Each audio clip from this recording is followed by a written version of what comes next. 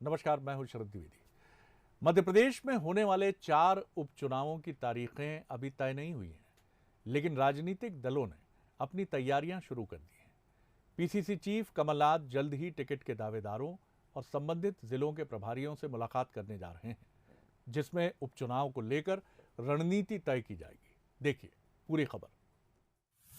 दिल्ली से लौटने के बाद बड़ी रणनीति, कमलनाथ करेंगे मैराथन बैठक, उपचुनाव में टिकट के दावेदारों से करेंगे मुलाकात।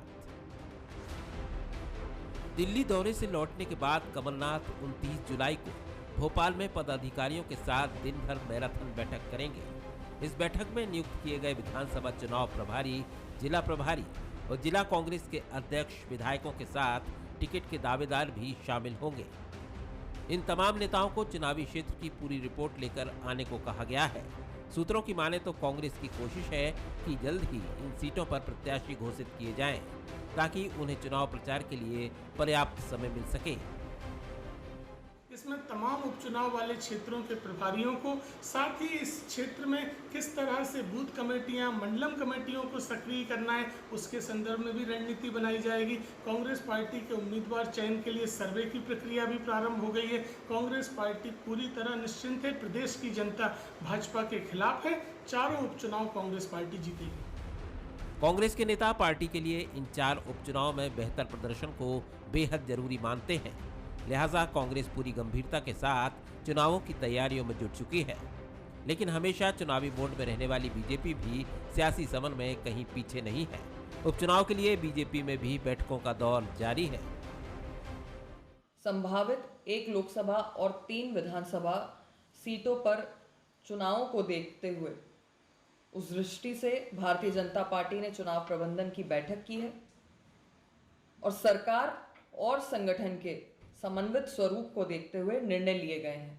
भारतीय जनता पार्टी जहां एक ओर जीतने की संभावना और कार्यकर्ता की भावना के अनुसार चयन करती है, कांग्रेस ने ये साफ कर दिया है कि जिस नेता का नाम सर्वे में आएगा उसे ही टिकट दिया जाएगा। कांग्रेस अपनी एजेंसियों के साथ स्थानीय नेताओं और विधानसभा प्रभारी समेत वरिष्ठ नेताओं की रायशुमारी के बाद ही टिकट का ऐलान करेगी। कांग्रेस अगर इन चुनावों में बेहतर प्रदर्शन करती है तो इसका फायदा पार्टी को 2023 के विधानसभा चुनाव में जरूर मिलेगा। बासु चौरे, बंसल न्यूज, भोपाल। अब बात एक और सियासी खबर की। बीजेपी की तैयारियों पर केंद्रित हमारी ये खबर कह रही है कि ज्योतिरादित्य सिंधिया के एक नए मिशन की तरफ बीजेपी बढ़ रही है। केंद्रीय मंत्री बनने के बाद सिंधिया पहले मध्य प्रदेश के दौरे पर आ रहे हैं। हालांकि खबर यह भी है कि ये दौरा फिलहाल टल गया है, लेकिन अभी इसको लेकर दोनों के बीच में ही आप कह सकते हैं कि एक स्टैंडिंग है। लेकिन ख़ास बात यह है कि उनके इस दौरे की जो प्लानिंग की गई है वो दिग्विजय सिंह और कमलनाथ के गढ़ को लेकर भी निशाना साधता हुआ नजर आ रहा है। यानी सिंधिया का ये दौरा भले ही टल जाए, लेकिन आगे के लिए छिंदवाड़ा और राजगढ़ ये मिशन है बीजेपी का, और इस मिशन के सूत्रधार हैं ज्योतिरादित्य सिंधिया। अब कमलनाथ के गढ़ पर निशाना, दिग्गी के किले में सेंध लगाना, सिंधिया के साथ बीजेपी की रणनीति। राजगढ़ छिंदवाड़ा में सिंधिया की तूती। बीजेपी ने सिंधिया के साथ तैयारी कर ली है। पार्टी ने रणनीति भी बना ली है। कांग्रेस के दिग्गजों को उनके ही गढ़ में घेरने की अब बारी है। पहले देखिए ज्योतिरादित्य सिंधिया के एमपी दौरे का ये ताजा शेड्यूल, जिसे प्रदेश कार्यालय ने जारी किया है।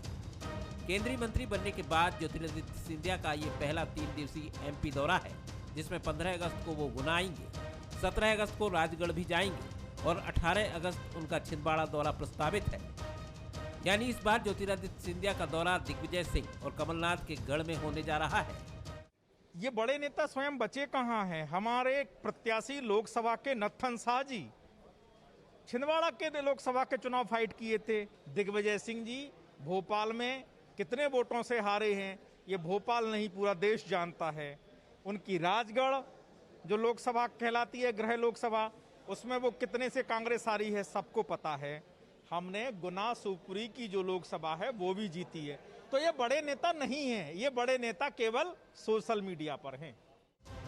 ऐसा 13 साल बाद होगा जब सिंधिया एक दिवसीय प्रवास पर छिंदवाड़ा आ रहे हैं। हालांकि अभी 18 अगस्त में बहुत समय है। आगे उनके दौरे का क्या स्वरूप होगा ये भी कहा नहीं जा सकता, लेकिन ये तो तय है कि जिस ग्वालियर और चंबल पर कांग्रेस फोकस हुई है, उसी तरह अब बीजेपी राजगढ़ और छिंदवाड़ा पर केंद्रित होने जा रही है।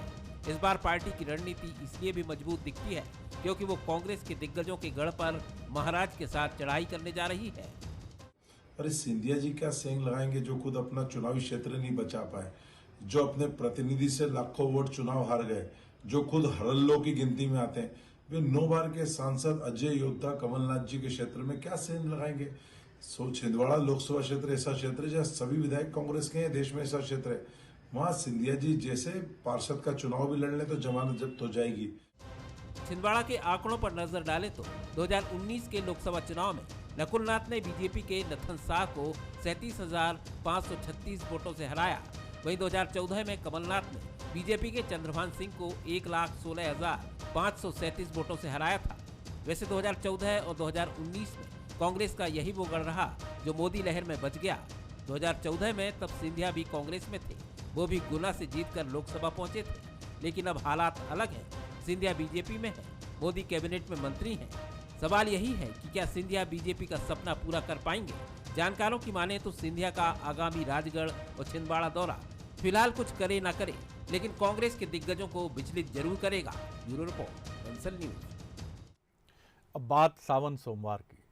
सावन के पहले सोमवार को उज्जैन के जगत प्रसिद्ध महाकाल मंदिर में दर्शन करने वालों की ऐसी भीड़ उमड़ी कि सभी के माथे पर चिंता की लकीरें भी नजर आईं। श्रद्धालुओं को छोड़कर मंदिर में 5,000 लोगों को दर्शन की अनुमति थी, लेकिन सोमवार सुबह से ही दर्शन करने वालों की भीड़ मंदिर और मंदिर परिसर के भीतर और बाहर बढ़ती चली गई। दावा तो ये भी है कि 20 से 25,000 श्रद्धालु वहां पहुंचे थे।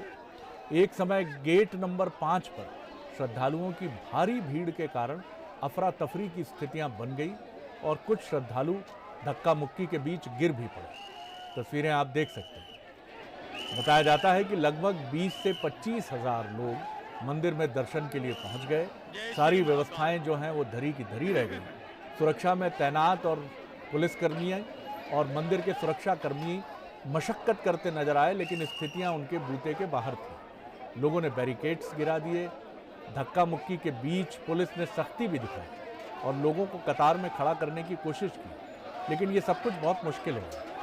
भक्तों की भीड़ देखकर प्रशासन ने सबके लिए प्रवेश सुबह 11 बजे तक के लिए फ्री कर दिया, लेकिन श्रद्धालुओं की भीड़ मानने के लिए तैयार नहीं थी। बैरिकेड्स गिराकर वो दर्शन के लिए मंदिर में प्रवेश कर गए।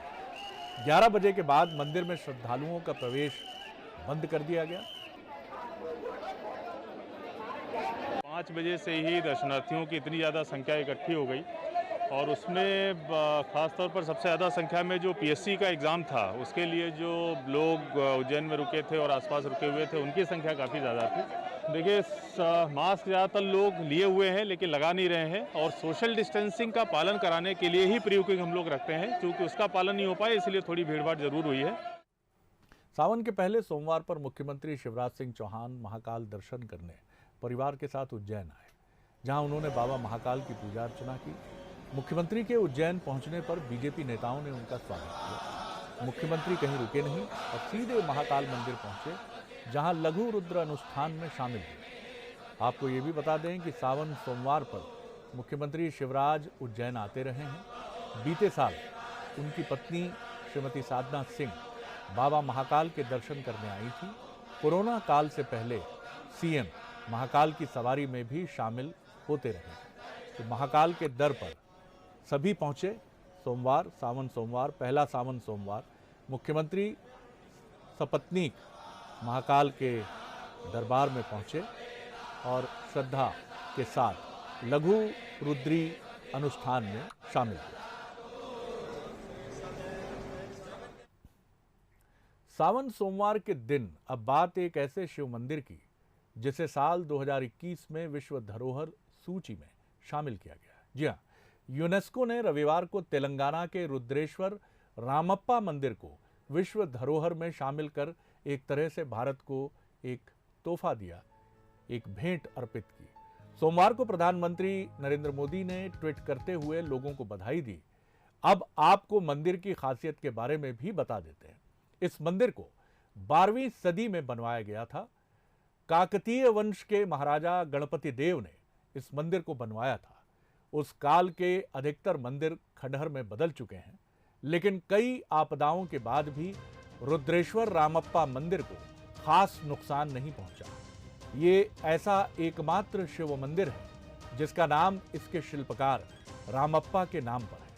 इस मंदिर में 1000 खंबे हैं। रामप्पा को मंदिर निर्माण में 40 साल का समय लगा था। 6 फीट ऊंचे प्लेटफॉर्म पर बने इस मंदिर की दीवारों पर महाभारत और रामायण के दृश्य उकेरे गए।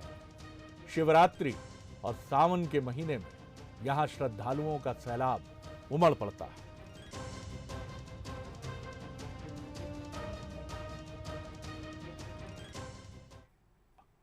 जो सबकी सुरक्षा करते हैं उनकी खुद की सुरक्षा ताक पर है। जी हां, हम पुलिस की बात कर रहे हैं। दरअसल सबकी सुरक्षा में दिन रात बिताने वाले पुलिसकर्मी और उनका परिवार 120 साल पुराने कच्चे घरों में अपनी जिंदगी की गुजर बसर करने के लिए मजबूर है। बावजूद इसके किसी ने उनकी कोई सुध नहीं ली कि वो इस हालत में हैं। तो इसकी वजह क्या है? क्यों इतने पुराने और जर्जर मकानों में रहने को वो मजबूर हैं? देखिए बालोद से ये खास रिपोर्ट। जब कोई विरोध करे, कोई हड़ताल करे या कोई प्रदर्शन, तो मौके पर आपको पुलिस के जवान व्यवस्था बनाते हुए नजर आ जाएंगे। और इसलिए आपने कभी पुलिस को हड़ताल या विरोध करते हुए नहीं देखा होगा, क्योंकि अगर ये प्रदर्शन करने लगे तो व्यवस्था कौन बनाएगा। और शायद इसी कारण आज पुलिस के जवान और उनके परिजन इस हाल में जीने को मजबूर हैं। यहाँ पे सबसे बड़ी समस्या है कि बारिश का मौसम जैसे भी आए तो छत का टपकना। और फिलहाल हम लोग जो खपरा छानी वाला मकान है उसमें निवास करते हैं। बारिश में वहाँ पे पानी का टपकना वगैरह का।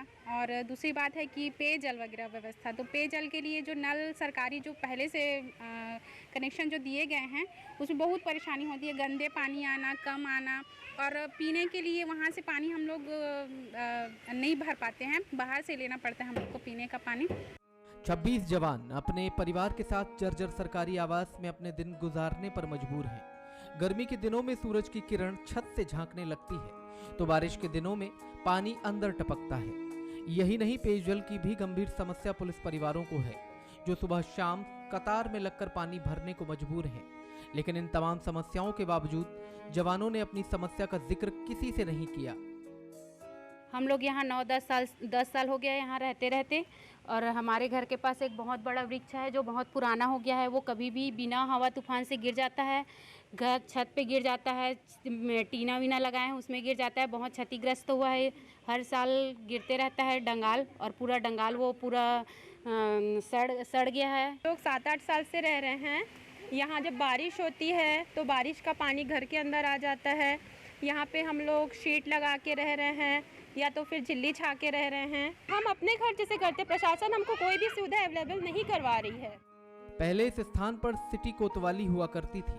सिटी कोतवाली अन्य जगह स्थापित कर दी गई, लेकिन जवानों का आशियाना यहीं रह गया। बावजूद इसके जवानों और उनके परिवार की समस्या जनप्रतिनिधियों और अधिकारियों की नजरों से ओझल है। दिलेश्वर देवांगन, बंसल न्यूज, बालोद। तो ये स्थिति है पुलिस कर्मचारियों की, और अपेक्षाओं का हिमालय उनके सामने खड़ा है। ये है पुलिस भारत की। 26 जुलाई यानी आज भारत के लिए गौरव का दिन है। यही वो दिन है जब भारतीय सेना ने पाकिस्तानी सेना के छक्के छुड़ाकर कारगिल पर विजय हासिल की थी। कारगिल को फिर हमारा हिस्सा पूरी ताकत से बनाया, जो रहा ही, और वहाँ हमारा तिरंगा परचम फिर लहराया। साल 1999 में हुआ कारगिल युद्ध 60 दिनों तक चला, और 26 जुलाई को भारत की विजय के साथ इसका अंत हुआ। शहीदों के सम्मान में इस दिन को कारगिल विजय दिवस के रूप में मनाया जाता है। सोमवार को इस मौके पर कारगिल में शहीदों के परिवारजन भी पहुंचे। शहीदों को सेना के अफसरों और शहीदों के परिवारजनों ने श्रद्धांजलि दी। वहीं केंद्रीय रक्षा मंत्री राजनाथ सिंह और रक्षा राज्य मंत्री दिल्ली में नेशनल वॉर मेमोरियल पर शहीदों को श्रद्धांजलि अर्पित करने पहुंचे। वहीं प्रधानमंत्री नरेंद्र मोदी और प्रदेश के मुख्यमंत्री सीएम शिवराज सिंह चौहान ने भी शहीदों की स्मृति को याद किया और श्रद्धा सुमन अर्पित किए। जो कारगिल वॉर मेमोरियल क्रास से आपको दिखा रहे हैं और इस वक्त जो है रेड लाइंग सेरेमनी इस वक्त लगातार जारी है। भारत को टोक्यो ओलंपिक में पहला मेडल दिलाने वाली मीराबाई चानू टोक्यो से भारत लौट आई हैं। ओलंपिक के पहले दिन मेडल जीतने वाली पहली भारतीय एथलीट भी हैं। दिल्ली एयरपोर्ट पर मीराबाई का जोरदार स्वागत किया गया और देशभक्ति और भारत माता की जय के नारे गूंज उठे। एयरपोर्ट स्टाफ ने भारत माता की जय के नारे लगाए, साथ ही गॉड ऑफ ऑनर भी दिया गया मीराबाई को। मीरा के साथ उनके कोच विजय शर्मा भी लौटे हैं।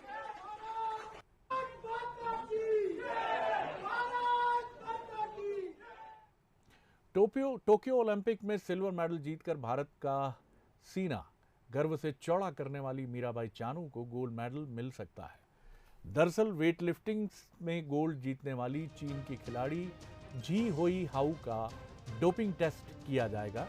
जानकारी के मुताबिक ओलंपिक अथॉरिटी ने चीन की वेटलिफ्टर हाउ को उनके देश जाने से मना कर दिया है और जब तक उनके डोपिंग टेस्ट का परिणाम नहीं आ जाता है तब तक उन्हें टोक्यो में ही रुकना पड़ेगा। अगर हाउ डोपिंग टेस्ट में पॉजिटिव पाई जाती हैं तो भारत की मीराबाई स्वर्णिम आभा से चमक उठेंगी, यानी गोल्ड मेडल मीराबाई और भारत का होगा। चीन की खिलाड़ी ने 210 किलो का रिकॉर्ड भार उठाकर वेटलिफ्टिंग का गोल्ड जीता, जबकि भारतीय खिलाड़ी चानू को 202 किलो का वेट उठाकर सिल्वर मेडल से संतोष करना पड़ा। तो देखना होगा, बहुत दिलचस्प है ये मामला कि क्या डोपिंग टेस्ट में चाइनीज जो वेटलिफ्टर हैं वो पास कर पाती हैं उसको अच्छे से, क्योंकि संदेह है तभी डोपिंग टेस्ट है।